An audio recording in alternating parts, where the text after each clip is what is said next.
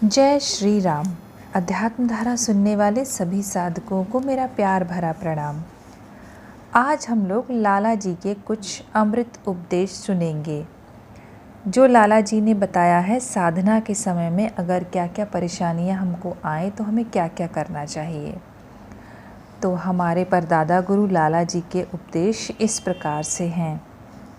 यदि पूजा के समय मन ना लगे और बुरे विचार आ रहे हों तो मन को हर तरह से समझाना चाहिए। यदि फिर भी ना लगे तो गुरुदेव का ध्यान गौर से करना चाहिए और गुरुदेव से प्रार्थना करनी चाहिए तथा पापों की क्षमा मांगनी चाहिए या फिर ज़ोर ज़ोर से जाप करना चाहिए।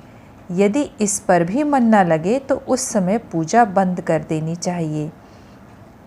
यदि अभ्यास के समय आलस या नींद आ रही हो तो मुंह धोना चाहिए और थोड़ी देर अभ्यास बंद करके टहलना चाहिए।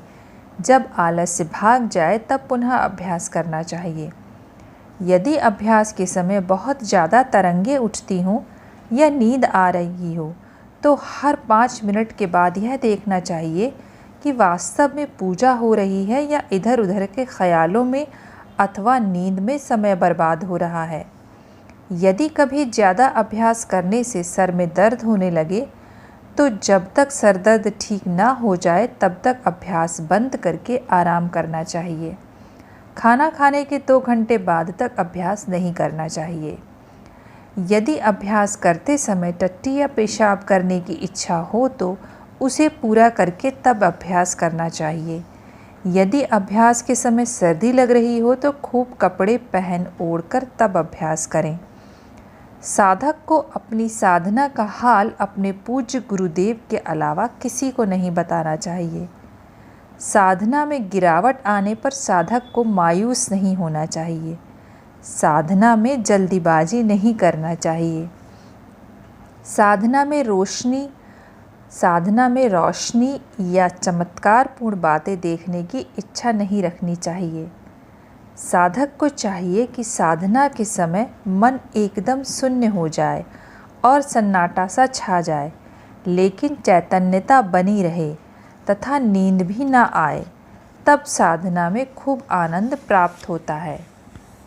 यदि कोई आवश्यक कार्य शेष है तो अभ्यास के पूर्व यह ख्याल कर लेना चाहिए कि पहले हम देर तक साधना करेंगे, उसके बाद उस कार्य को संपन्न करेंगे। ऐसा करने से साधना में उत्तम आनंद प्राप्त होता है। अभ्यासी को खाने पीने में संयम रखना चाहिए, मतलब ना तो आवश्यकता से अधिक खाएं और ना ही कम। भोजन करते समय स्वाद की ओर ख्याल न जाए। सांसारिक भोगों और सांसारिक कार्यों में ज़्यादा मन नहीं लगाना चाहिए। अभ्यास में नागा नहीं करना चाहिए। साधक को इंद्रियों के भोगों में ज़्यादा मन नहीं लगाना चाहिए। साधक को कुसंग से बचना चाहिए। साधक को गुरुदेव से खूब प्रेम करना चाहिए। उनकी सांसारिक आवश्यकताओं को पूरा करना चाहिए तथा तन मन और धन से उनकी सेवा करना चाहिए। जो कार्य गुरुदेव को पसंद ना हो उसे नहीं करना चाहिए। जो मकान लंबे समय तक साफ़ नहीं किया जाता उसमें कीड़े मकोड़े हो जाते हैं, बहुत गंदगी इकट्ठी हो जाती है, इसीलिए वह मुश्किल से साफ़ हो पाता है। इसी प्रकार जो व्यक्ति साधना नहीं करता उसका हृदय इतना गंदा हो जाता है कि मुश्किल से साफ़ होता है। इसीलिए सतत अभ्यास करना बहुत आवश्यक है। सतगुरु का बताया हुआ भेद हर किसी से नहीं कहना चाहिए। जिस आसन पर आप स्थिर और सुखपूर्वक बैठ सकें वही आसन ठीक है।